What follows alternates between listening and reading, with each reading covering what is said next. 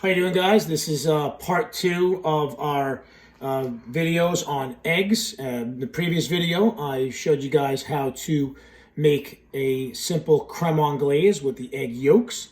Now, I took those 3 egg whites, okay, and I put them to the side.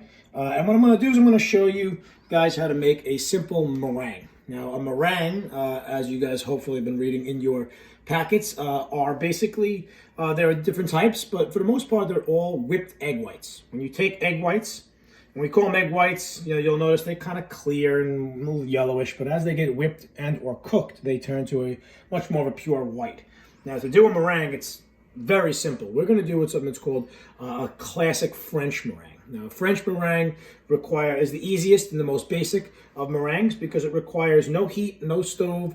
All you really need is some egg whites, some sugar, either some cream of tartar, and I don't have cream of tartar at my house today, so to substitute, lemon, right? All you need is a little bit of acid. Cream of tartar, although it can be a little deceiving the way it sounds, is basically nothing more than powdered acid. It's a white powder. They use a very small amount, and it helps to whip the egg whites up a little more. But if you don't have it, simple lemon juice that I just squeezed fresh from a lemon, okay? Now, tools.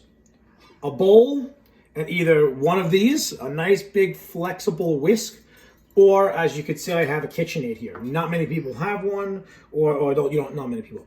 A lot of people have them, but not everyone does. And you don't have to have one. A simple bowl, arm and a whisk, and you're ready to go. Okay, now a couple key things before we get started. Make sure that your tools are clean. If they are oily or greasy or any type of, just stuff on top of it, the egg whites will not whip up and you will be there forever whipping up the egg whites. So simply all you got to do is clean the bowl. All I like to do is I take the squeezed part of the lemon that we already used, and to really just be sure that it's clean, you take that lemon and you just kind of just go in there and just wipe it around. That'll actually ensure that they'll kill any type of bacteria and also get rid of any type of oil in there. And then you're just going to take a towel and just simply wipe it out. All right. You could also use vinegar. All right. But I'm trying to big on conserving and utilizing everything. So the lemon we had, you just rub it in there, and now we're ready to go. All right. So very simply, we're going to go through the different stages of making meringue and whipping egg whites. Now, you'll notice when I poured this in, you couldn't notice on my camera, but egg whites, they have to be warmed to room temperature. If they're ice cold or coming right out of the refrigerator, they're not going to whip up as much, and you're not going to have a foamy mixture. So you really want to let them sit out. I let them sit out for about 20 minutes to a half an hour. If it's really cold out, maybe a little longer, but room temperature is good. Okay, the warmer they are, the better. Okay, what we're going to do is now we're going to take our whisk. Like I said, I'm going to be using the machine, but without a machine, all you need is a whisk. Okay, and we're going to hook this up, and simply, we're going to go through a couple stages. First stage is we're going to be whipping them until they're foamy, okay? Notice I'm not putting anything else in. No lemon juice, no sugar, okay? All we want to do is start breaking it up and getting it bubbly, right? I'm not going on full high speed, but about medium high to high, right? Whatever that setting that is on your machine. All right, so I'm right now on 6. But some other machines have different numbers. And you'll notice that bubbles are immediately starting to form. It's going from a yellowish color to more of an opaque color. And it's taking on a lot of bubbles there. And at this point, I'm going to add in a little bit of my lemon juice. This is I need about a half a teaspoon for about 3. So I don't want too much. Right? The only difference with using lemon juice as opposed to cream of tartar is that it has flavor in it. So if you don't mind the lemon flavor, lemon juice is fine. If you don't want that lemon flavor, cream of tartar is ideal. So you'll notice immediately now the color is changing. Okay, it's going from that yellowish kind of color to more of a white, bubbly mixture there. And we're now at the first stage, which is called foam stage. So it just takes on its name because it's exactly what it is. It's foamy. Okay, and what I want to do is I'm just going to turn it off and lift it up real quick, and you can see that it barely holds into the whisk, right? It's dripping off. It looks very liquidy at this point, right? If I were to take a whisk here and I just kind of go in there and shake it up, it barely holds in. It just kind of plops off there. That is the first stage, which is foam. This is not a meringue yet, okay? If you other recipes, sometimes they call for a foam stage and with mixing up egg whites or eggs. that's where it is, but we're going to go further. So I'm going to put it down. I'm going to go to the next stage, which is called soft. Now, we refer to the thickness of eggs by peaks. Right? Peaks like a mountain. So mountain peaks stand up. Some of them are different shapes. The more and more we whip this, the stiffer it's going to become.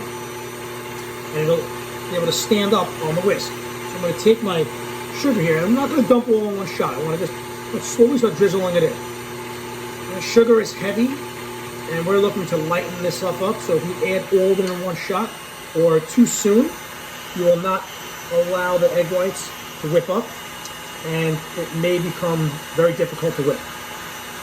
So I'm going a little at a time, and obviously it's nice to have a machine. If not, you'll have a good tricep arm workout. And I'm going a little at a time here. Sugar's going to add sweetness, and it's also going to add a nice glossy color to it. So I'm going to turn the speed up a little more so we can speed this process up. And we are just about at soft peaks. And I'm going to tell you what that looks like by showing you. All right, so we're going to tell what peaks are. You have to dip your whisk, right, into the mixture. And if it holds in the whisk, right, but starts to curl off like that one's, it's still not there. So I'm going to turn it back on. Oh, high speed. And this happens rather quick, especially with a machine. So don't go anywhere.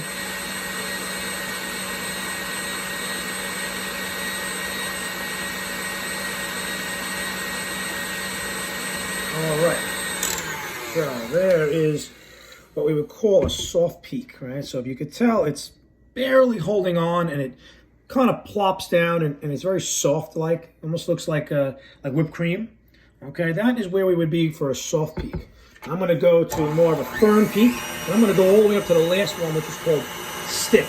What's going to happen is that not only is that going to hold inside the whisk, it's going to stand up like a spire, stand straight like a spike. Now, what is meringue good for? They're good on a lot of types of pies. Lemon meringue pie, obviously the name lends itself. A key lime pie, great on banana pudding, which we made earlier a couple weeks ago, if you guys remember. If you take a look in the bowl, it's starting to get stiffer and stiffer. It's starting to look like almost like fluff. And if anyone was thinking that, you are right in your thought. Fluff is actually made from whipped egg whites.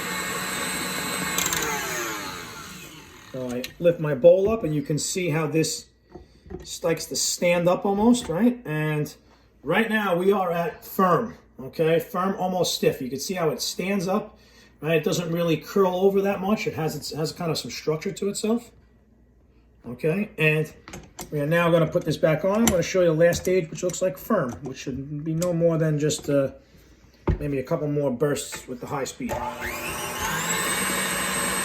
Now, you do not want to over whip this. You can, if you just walked away and let this thing go, it would go from this nice, shiny, smooth, thick mixture to more of a gritty, kind of crumbly mixture. That happens when you over whip. So you want to make sure you don't go too much. And man, it's great to have one of these machines when you do stuff like this. Hand mixers work as well, too. So if you have one of those hand mixers, those definitely save your arm. And I'm about to turn this off right now. Show you what a stiff meringue looks like. Let me take that off. And you can see how it kind of has like these nice sharp points, okay? And it has these beautiful, like a spire, it stands straight up, okay? It has this nice flexibility to it. And this you can use to make all sorts of desserts, fold it into mousse to make chocolate mousse, and put it on top of pies and pudding, right? Now, you know what's really cool is that's it. This was all done by just 3 eggs. So that dish we made earlier with creme anglaise and this, all with just 3 eggs. So nice utilization. You don't have to really worry about wasting too much stuff, and you can do a bunch of things with this. If you were to take a little more sugar with this and put it into a piping bag and pipe this out onto a tray, you can make what's called meringue cookies, right? You bake them at low 250 degrees for about 45 minutes, and you let them dry out, and you get what's called meringue cookies, which are nice and light, like little pillows. All right, guys. Pleasure talking to you guys. Hopefully everyone's all healthy and safe, and I'm going to try to make a couple more videos throughout the week. Take care, guys. Bye.